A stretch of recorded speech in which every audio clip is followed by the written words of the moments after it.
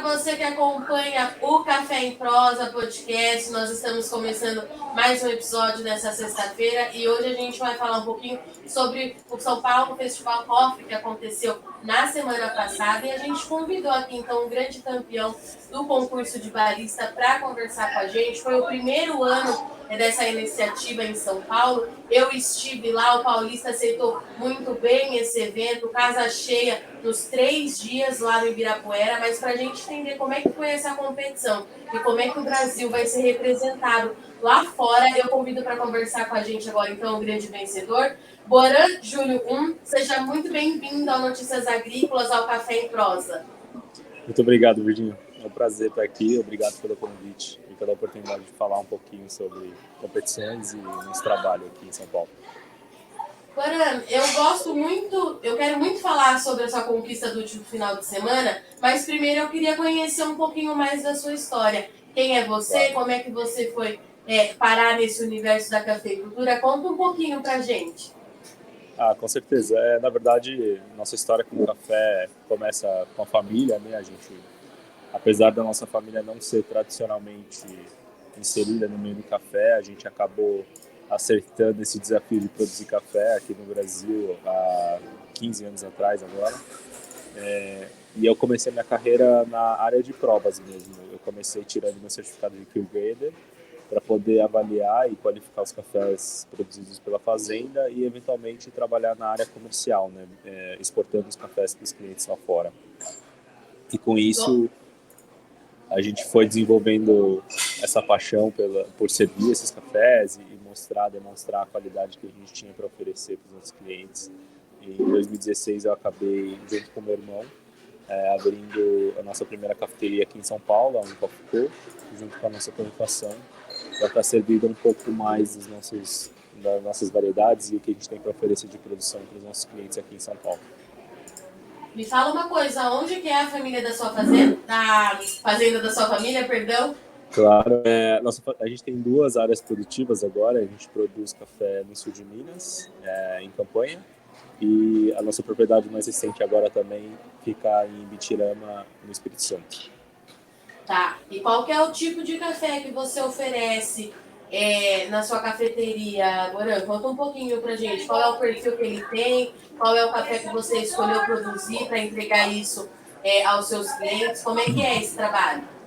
Claro, a gente sempre teve foco para trabalhar com cafés de qualidade, não só na produção, mas também servindo na cafeteria para os nossos clientes. Então hoje a gente trabalha com uma variedade de cafés produzidos no sul de Minas, Altamogiana também, e também no Espírito Santo. Então cafés com perfis mais clássicos brasileiros, né? Cafés bem doces, achocolatados e caramelados também, expresso e prefiltrado. E a gente também tem uma variedade enorme de cafés do Espírito Santo com bastante acidez, bastante doçura,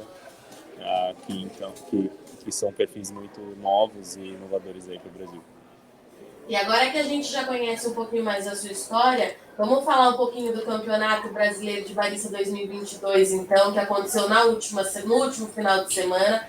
Casa cheia em São Paulo, né, Boran? Eu fiquei surpresa. O que você achou?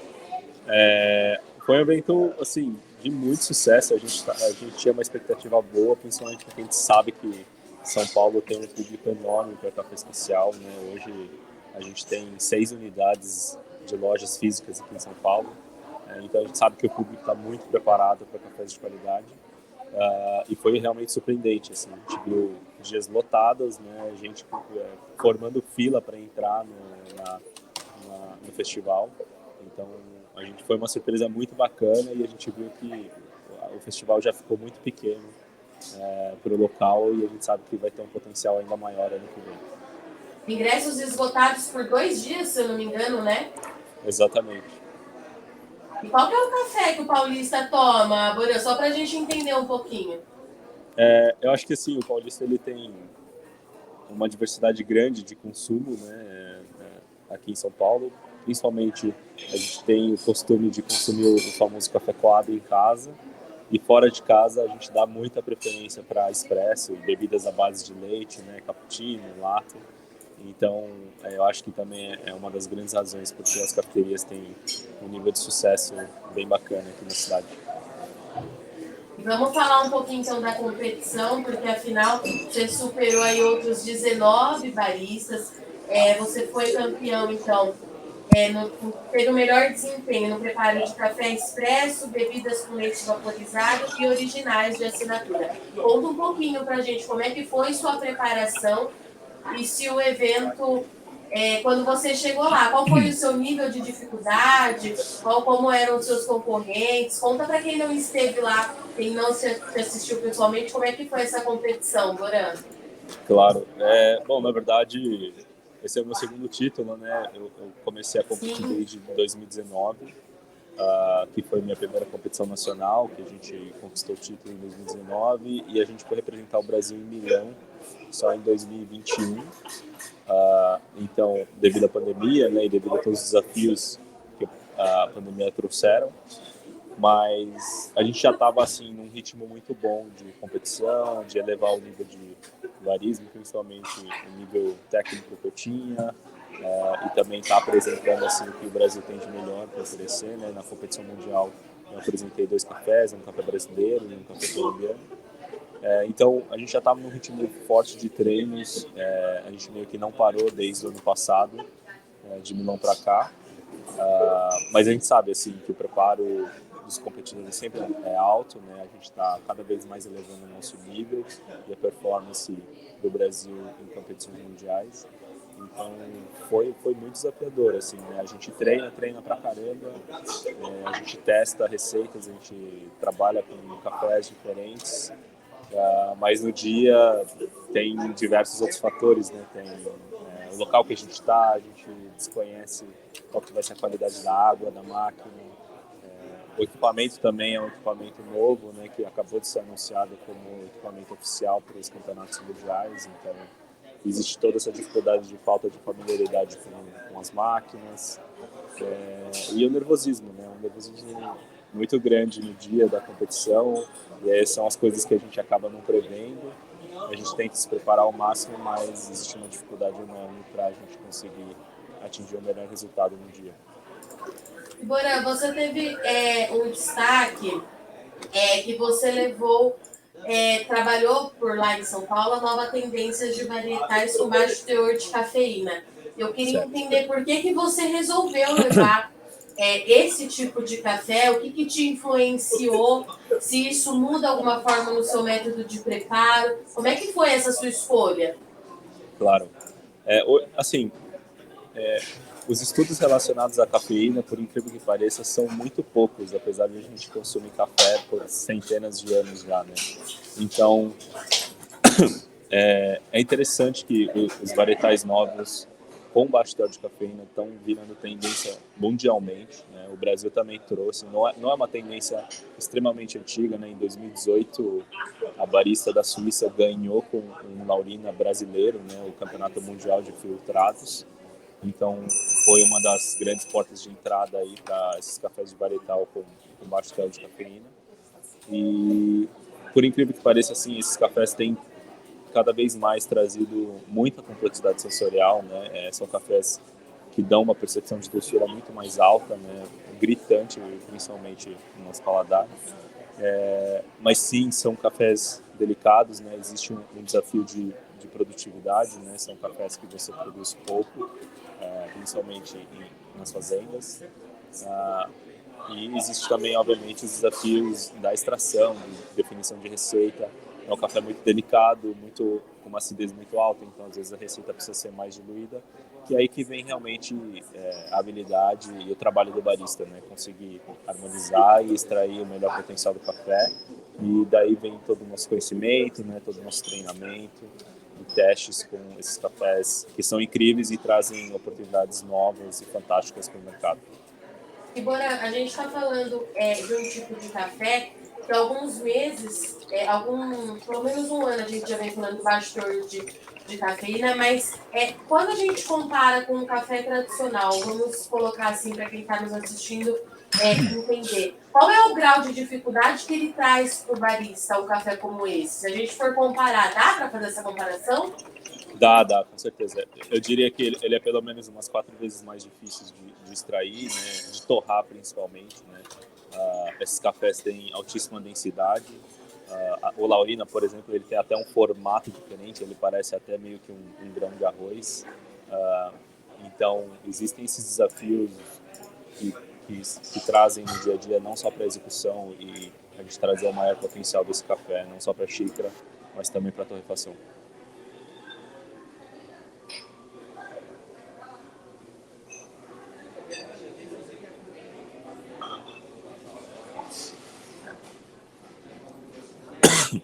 Desculpa, Virginia, eu não estou te ouvindo.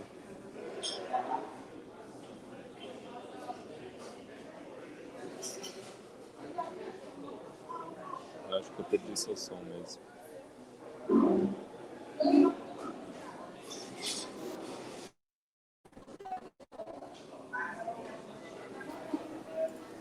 Agora voltou.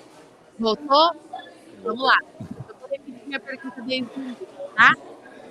Eu queria entender como é que você enxerga essa demanda consumidora para esse tipo de café. É um mercado que a gente precisa voltar as atenções para isso? A gente está tendo procura de consumo por esse tipo de café? Como é que você avalia isso? Com certeza. Eu acho que a oportunidade é enorme para o mercado, principalmente para consumidores que antes... muita gente não consome café hoje, principalmente por aversão à cafeína, né?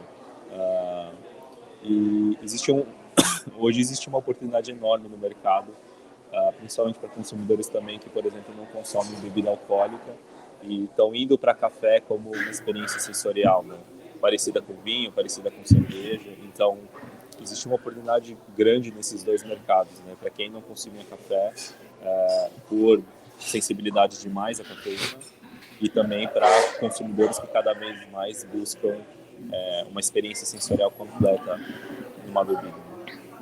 E, Boré, é claro que eu vou te perguntar isso porque você está inserido também na fazenda da sua família. E do lado produtivo, os produtores, quem está no campo, está tendo interesse por esse tipo de cultivar ou a gente precisa ainda avançar nesse plantio? Eu acho que com certeza está tendo um interesse enorme. Hoje, o Brasil não só é um dos grandes líderes em desenvolvimento desses varietais, né? O IAC que trouxe o Laurina, reviveu o Laurina para as regiões produtoras aqui no Brasil, mas também o IAC recentemente acabou de patentear uma técnica incrível em relação a desenvolvimento e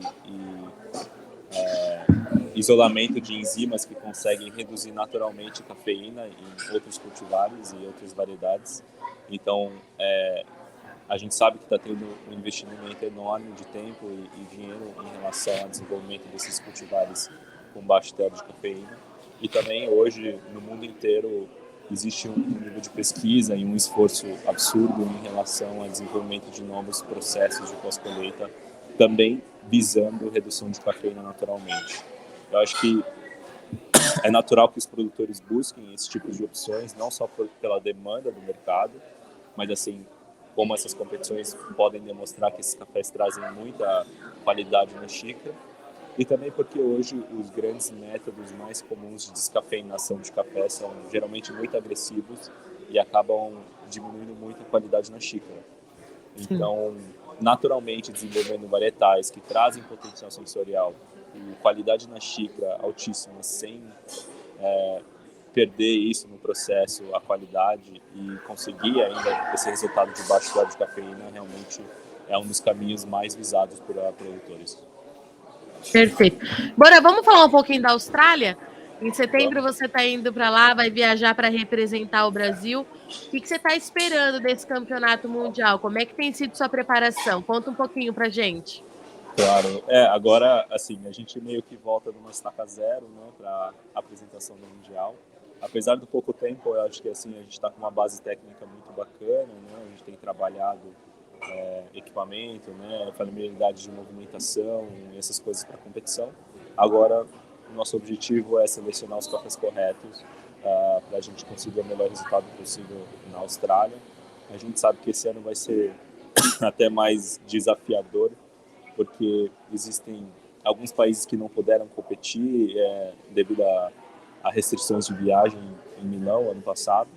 Então, muitos países vão trazer 2 representantes nacionais, né, devido às regras do Mundial. Então, a gente sabe que esse ano a régua vai estar lá em cima e também a gente vai ter um desafio aí enorme com uma quantidade maior de competidores. E você consegue dar um spoiler para a gente do que você está pensando em levar para lá? Claro, eu acho que esse tema de baixo teor de cafeína ainda é muito pertinente para o cenário global também, principalmente devido à tendência agora ainda mais de explorar varietais novos, espécies novas de café. Né? A gente sabe que ano passado a Eugenoides ganhou o grande holofote mundial por ser uma espécie diferente que traz muita qualidade e traz notas muito exóticas da xícara. Então a gente está pretendendo cutucar ainda mais esse assunto de cafeína, né? A gente tem muitas informações que a gente ainda não revelou nesse nacional inicialmente. Então a ideia é levar esse tema para o estágio global agora. E Bora, você já disse para a gente que é esperado já que esse ano seja mais difícil, mas em relação aos nossos concorrentes, né? Quem que costuma dar mais trabalho, assim? Quem que a gente precisa ficar de olho? O que você já viu por aí? Claro, assim, os países, obviamente, consumidores sempre são os favoritos, né? Estados Unidos, Alemanha, né? Ainda mais na Austrália, em Melbourne, a gente sabe que o time australiano vai vir em peso. Muitos desses campeões ainda não foram definidos. A Austrália, por exemplo, ainda está em fase de regionais e eles devem fazer a competição nacional deles provavelmente um mês antes do Mundial. Mas a gente sabe que os grandes times de peso com certeza vão ser Austrália, alguns países asiáticos como Coreia do Sul, né, e Japão e Estados Unidos. E Bora, a gente sabe que a Associação Brasileira de Cafés Especiais, a BSA, faz um trabalho muito forte envolvendo toda a cadeia de café especial e envolve também os trabalhos dos baristas, ajuda muito nesse suporte. Eu queria que você falasse um pouquinho dessa parceria junto com a BSA e a Apex Brasil, como é que isso incentiva o trabalho de vocês lá fora e como é que vocês recebem esse suporte? Claro, assim, hoje é muito claro que sem a BSA a gente não chegaria nem aonde a gente está aqui hoje, né? Principalmente por todo o suporte, a BSA sendo o membro principal em relação à organização das competições, a estrutura que eles fornecem. Né? Por exemplo, esse ano eles trouxeram para a gente a máquina oficial do Campeonato Mundial. Isso é uma vantagem absurda para baristas que vão competir na arena global. Então, todo fornecimento de estrutura, investimento, né? Toda a divulgação, eu acho que é muito mais do que essencial. Realmente a gente depende muito desse apoio deles, que é incrível, né? A gente realmente ficou surpreendido com toda a construção de estrutura que foi feita para o campeonato, nos âmbitos e nas regras globais, né? Os juízes que também vêm com o incentivo da BSA para cá, para estar fazendo a triagem do julgamento correto dos competidores a nível mundial. Então a gente só tem a ficar muito feliz com todo esse apoio que a BSA e a Apex providencia e obviamente a estrutura que é fornecida para a gente lá fora nas competições, né? Isso realmente não tem como substituir. E Bora, para a gente encerrar, eu sempre peço para os entrevistados aqui do Café em Prosa deixar uma dica para quem estiver nos assistindo, nos ouvindo e quiser ser barista. Por onde que a pessoa começa? Qual que é o primeiro passo? Claro, eu acho que com certeza todo início de passo começa com conhecimento.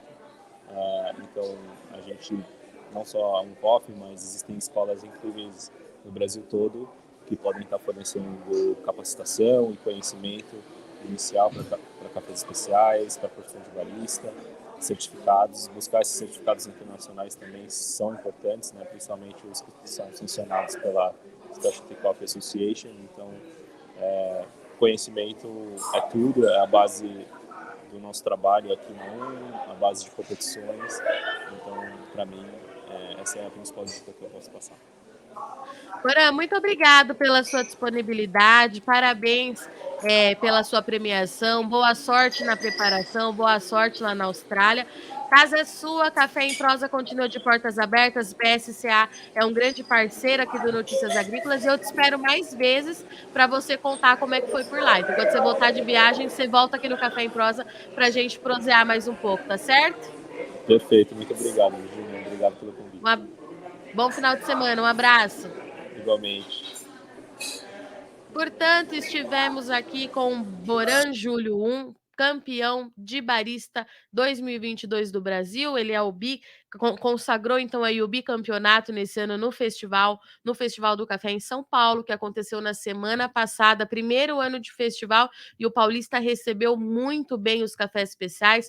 Foi muito interessante observar esse evento acontecendo, porque a gente viu muitos pequenos produtores fazendo a ligação direta com o consumidor final e casa cheia nos 3 dias do evento, ingressos esgotados. O primeiro ano teve tanto sucesso que a gente vai ter uma segunda edição em 2023, e hoje aqui no Café em Prosa, então, nós estivemos com o Boran, que contou pra gente como é que foi essa preparação e principalmente os destaques dessa varietal com menos teor de cafeína, né? Isso tem se destacado muito, a gente vem falando muito disso. O IAC acabou de divulgar uma notícia importante recentemente em relação a café com teor mais baixo de cafeína, e a gente precisa prestar atenção nisso, porque, de acordo com o Boran, é um mercado que está em ascensão e vai movimentar aí a cena dos cafés especiais.